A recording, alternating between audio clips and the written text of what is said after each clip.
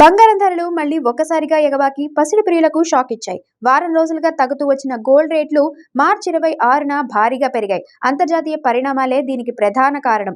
Iran Israel ఉద్రిక్తతలు తగ్గుతున్నాయన్న వార్తలు, America మాజీ అధ్యక్షుడు ట్రంప్ విరామ ప్రకటనతో చమురు ధరలు తగ్గినా పెట్టుబడిదారులు సేఫ్ ఇన్వెస్ట్మెంట్ గా మళ్లీ బంగారం వైపు మొగ్గు చూపారు.